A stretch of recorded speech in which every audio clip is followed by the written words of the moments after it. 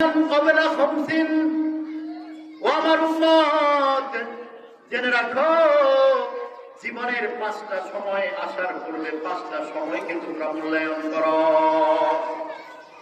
তোমার জীবনে 5টা মুহূর্ত আসার পূর্বে 5টা মুহূর্তকে তুমি মূল্যায়ন করো।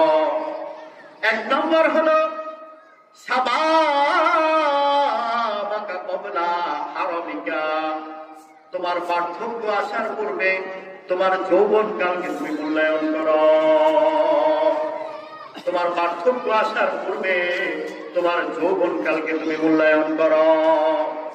কারণ যৌবনকালে শরীরের মধ্যে শক্তি থাকে, সামর্থ্য থাকে, ক্ষমতা থাকে, যত ইবাদত করতে মনে চায় করতে পারে, শরীর ক্লান্ত হয় না। কিন্তু যখন বার্ধক্য চলে আসে তখন ইচ্ছা করলেও অনেক ইবাদত করতে চাইলেও করতে পারে না। বার্ধক্যের দুর্বলতার কারণে, স্মৃতি শক্তি কমে যাওয়ার কারণে, স্মরণ শক্তি কমে যাওয়ার কারণে, অন্তর শক্তি কমে যাওয়ার কারণে, শারীরিক ক্ষমতা কমে যাওয়ার কারণে বার্ধক্য অবস্থার মধ্যে সব ইবাদত করার মন মানসিকতা থাকলেও করতে পারে না। জন্য আল্লাহর হাবিব বলেছেন, তোমার বার্ধক্য আসার পূর্বে তুমি তোমার যৌবনকালকে মূল্যায়ন করো।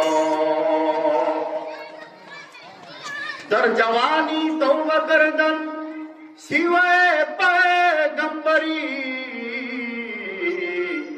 ওয়াক্ত পীরি বর্গ জালিম মিশাওয়াদ পরহেজগার।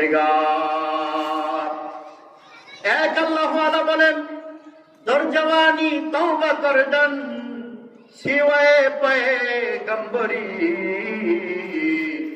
যৌবনকালের ইবাদত হলো নবীদের ইবাদতের মতো, আম্বিয়াদের ইবাদতের মতো, রাসূলদের ইবাদতের মতো।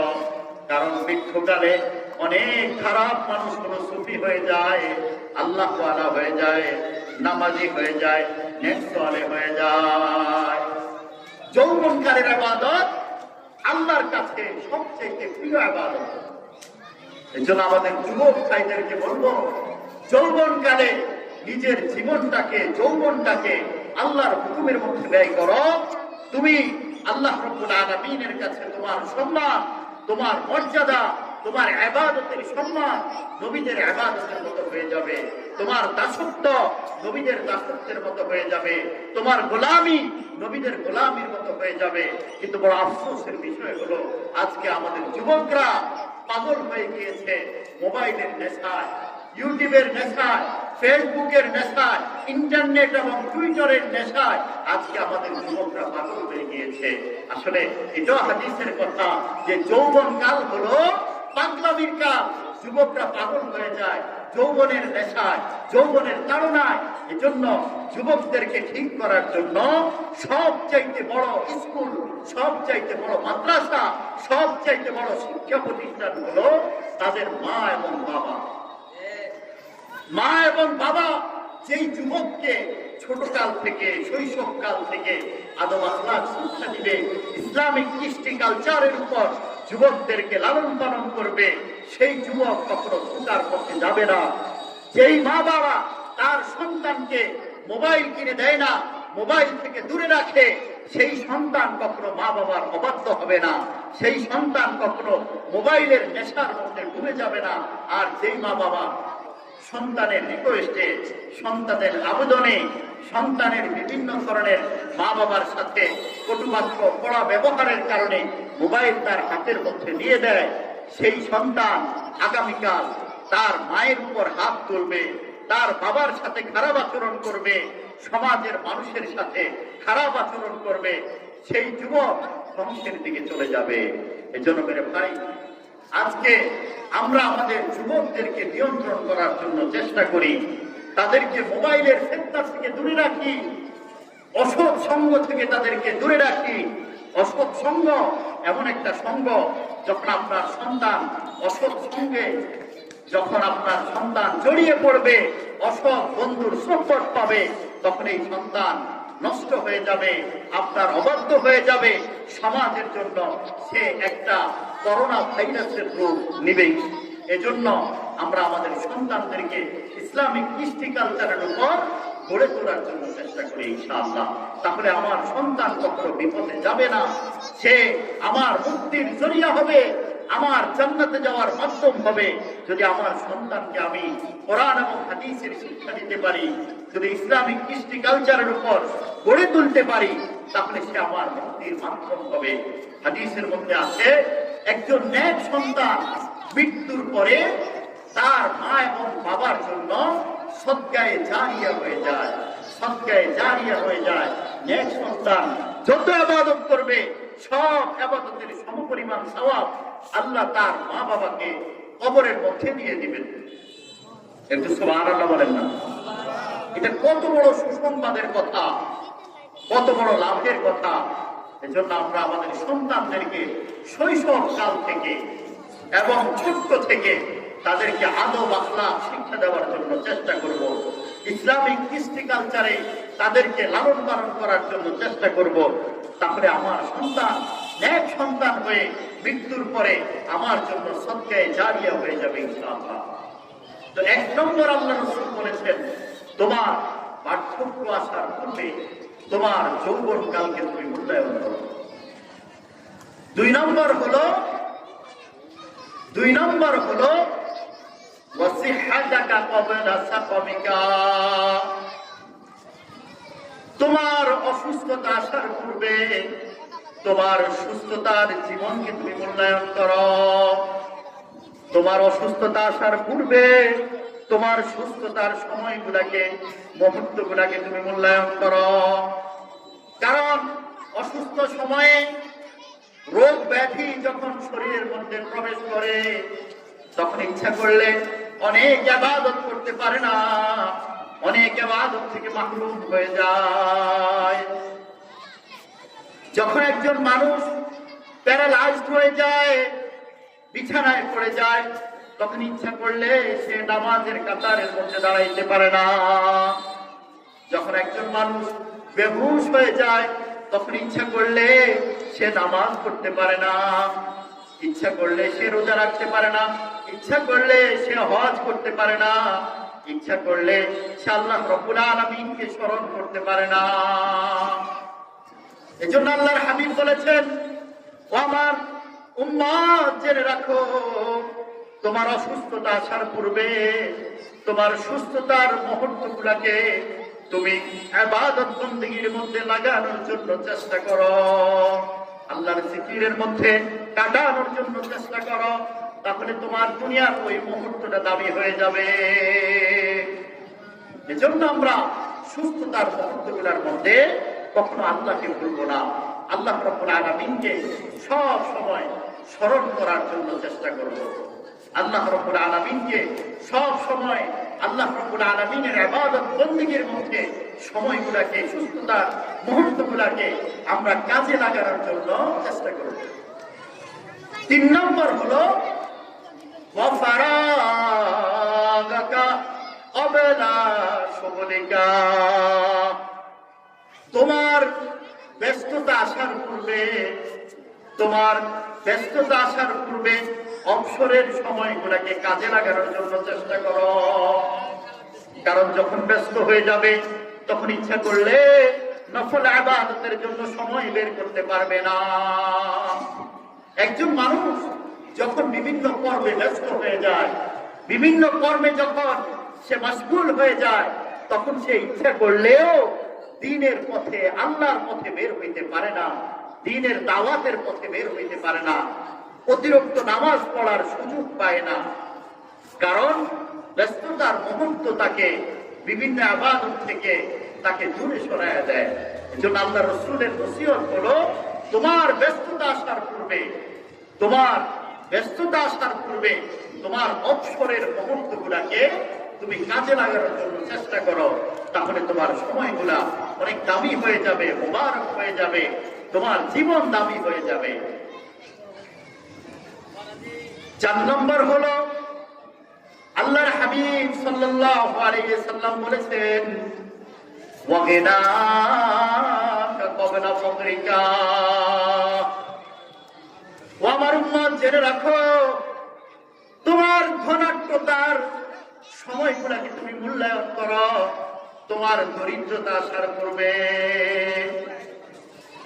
যখন তোমার পকেটের মধ্যে টাকা থাকে তখন সেই টাকা থেকে আল্লাহর রাস্তায় ব্যয় করতে থাকো, গরিব অসহায়দেরকে সাহায্য করতে থাকো, দান সাদাকা করতে থাকো, মসজিদ মাদ্রাসার মধ্যে দান করতে থাকো।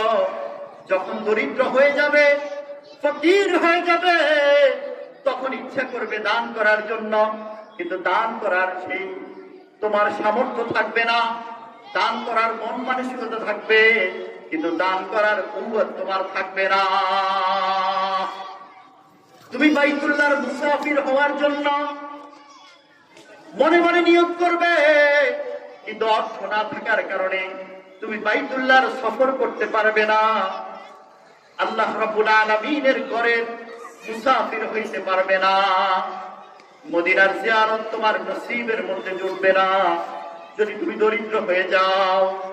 কারণ হজের সম্পর্ক হলো টাকার সাথে, দানের সম্পর্ক হলো টাকার সাথে, সাদাকার সম্পর্ক হলো টাকার সাথে,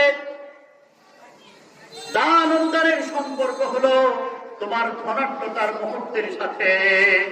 জন্য আল্লাহর হাবিব বলেছেন, ও আমার উম্মত, জেনে রাখো তোমার দারিদ্রতা আসার পূর্বে তোমার ধনাঢ্যতার সময়গুলোকে তুমি কাজে লাগানোর জন্য চেষ্টা করো। তোমার অর্থ থেকে, সম্পদ থেকে তুমি আল্লাহর রাস্তার মধ্যে ব্যয় করতে থাকো, তাহলে তোমার ধনাঢ্যতার সময়গুলা তোমার মূল্যবান হয়ে যাবে, মোবারক হয়ে যাবে। 4 নম্বর গেছে। 5 নম্বর হলো, এটা হলো মানুষের চূড়ান্ত জীবনের চূড়ান্ত একটা ধাপ, চূড়ান্ত একটা মুহূর্ত। সেটা আল্লাহ রাসূল বলে এই হাদিসকে শেষ করে দিয়েছেন। 5 নম্বর হলো ওয়াহায়াতাকা ক্বাবলা মামাতিকা। ও আমার উম্মত, তোমার জীবনের সেই ধাপ হলো তোমার মৃত্যু আসার পূর্বে তোমার পুরা জীবনকে তুমি মূল্যায়ন করো। কারণ মৃত্যু যখন চলে আসে তখন একজন মানুষ চেষ্টা করলেও কোন আমল করতে পারবে না, ঈমান আনার চেষ্টা করলেও ঈমান আনতে পারবে না, তওবা করার চেষ্টা করলেও তওবা আল্লাহর কাছে কবুল হবে না। ফেরাউন যখন নীল নদের মধ্যে ডুবে গেল, তখন জিবরাইল আমিন তার মুখের মধ্যে কাদা ঢুকিয়ে দিল। তখন সে বলল, আমানতু বিরব্বি মূসা ওয়া হারুন, আমি মূসা এবং হারুনের প্রভুকে বিশ্বাস করলাম। আল্লাহ রাব্বুল আলামিন আওয়াজ দিয়ে বলেন, আল্লাহ রাব্বুল আলামিন ঘোষণা দিয়ে বলেন, লা ঈমানুকা ওয়া লা তাসদীকুকা। হে ফেরাউন, তোমার ঈমান এবং তোমার সত্যায়ন আমার কাছে গ্রহণযোগ্য নয়।